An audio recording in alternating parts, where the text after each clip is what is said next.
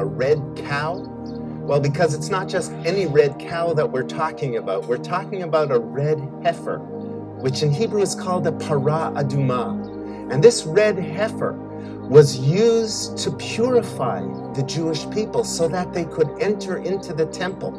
And today, it's a source of interest and controversy here in Israel and throughout the world, as there are those who are seeking and preparing a red heifer so that Jews could be purified and enter the Temple Mount area and even seek to build the third temple. I think you're going to be especially interested in this subject.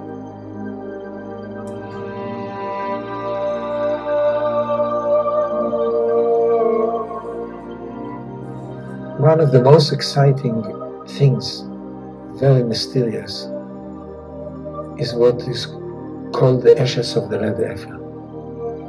In the Bible, God commanded the Israelites to purify themselves with ashes of red heifer if they came in touch with dead bodies. When they are coming to worship God in the tabernacle, this is the word of God.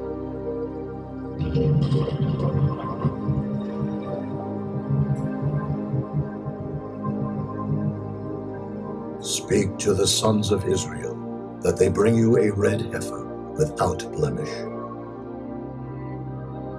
The heifer should be born and 3 years continue to be completely red, even not one hair which is white or other color. More than this, the red heifer should be treated very, very special, actually to be spoiled and separate from other cows. Why ashes of red heifer? Only red heifer, not white. Why this can purify? God did not tell us in the Bible why, He just said do it. The ashes of the heifer shall be kept for the sons of Israel. It shall be cleansing water for purifying from sin. 9 red heifers were born during the biblical times in the 2 temples and the tabernacle. And the biblical heritage is saying that when the 10th will be born, then the Messiah is coming. And what happened after 67, after the liberation of the Temple Mount? Suddenly started to born red heifers in Israel, in Europe, in America. Why? 2,000 years they were not born. It was another message from God. I am ready. We Jews do not rebuild the temple now because we await the Messiah's coming to purify us. We are not allowed by Orthodox Jewish law to set foot on the Temple Mount because we are impure, and we might even accidentally step on an area of what was the Holy of Holies. A Christian pastor in Mississippi, his name is Claude Lott, he dedicated his farm to raise only red heifers. He wants to deliver them to Israel and to encourage the Jews to rebuild the temple. We are awaiting the Messiah to give us the ashes of the red heifer that are essential for our purification, to see the glory of the house of the Lord, the temple being restored and rebuilt when the Messiah comes.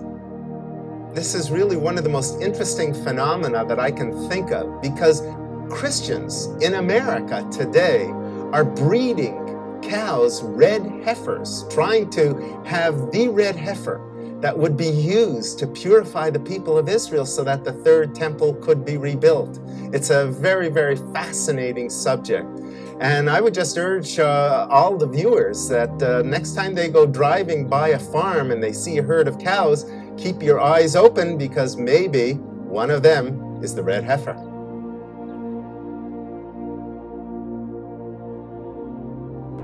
Pada 2018 yang lalu, seekor anak sapi merah, red heifer, telah lahir di Yerusalem. Menurut kepercayaan orang Yahudi Ortodoks, red heifer ini adalah sapi merah pertama yang lahir dalam kurun 2000 tahun terakhir ini. Selanjutnya pada 2019, lahir lagi seekor anak sapi merah, sehingga Israel telah memiliki 2 ekor red heifer.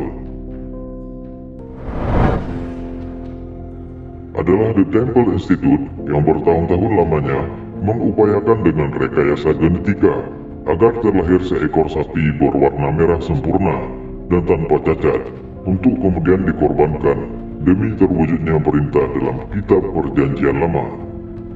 Dalam agama Kristen maupun Yahudi, red heifer adalah inti dari nubuat tentang hari akhir.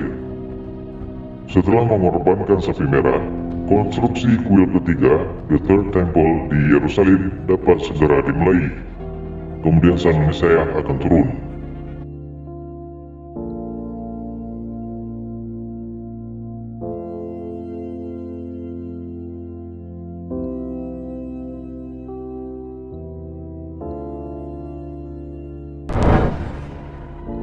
Lalu bagaimana kondisi 2 sapi merah itu saat ini? Ternyata keduanya sudah besar. Tapi karena adanya persyaratan bahwa red heifer adalah sapi berwarna merah sempurna tanpa warna lain seperti hitam, coklat, atau putih, membuat 2 sapi tersebut belum memenuhi syarat untuk dapat dijadikan sebagai persembahan. Sapi pertama ternyata memiliki sebagian bulu berwarna putih di tubuhnya. Sedangkan sapi kedua memiliki 99,99% bulu berwarna merah, namun masih ada beberapa helai bulu yang berwarna putih. Pihak The Temple Institute masih menyimpan harapan bulu berwarna putih itu akan berubah menjadi warna merah seiring berjalannya waktu, khususnya untuk sapi yang kedua yang hanya memiliki 0,01% bulu berwarna putih di tubuhnya. Here are other parot, other heifers that are also approaching the right age, and they are 99.9% red, but each one does have a few hairs that aren't red, which makes them pasul, which makes them not kosher in terms of being a red heifer. So again, as we explained last time we spoke, there is a chance that those white hairs could turn into red hairs, and so we just have to wait and see. So we're no closer than we were half a year ago when we last checked up on the cows, but it takes patience, and we have lots of patience. We've been waiting 2,000 years. We'll wait a little bit longer till we get a perfectly red heifer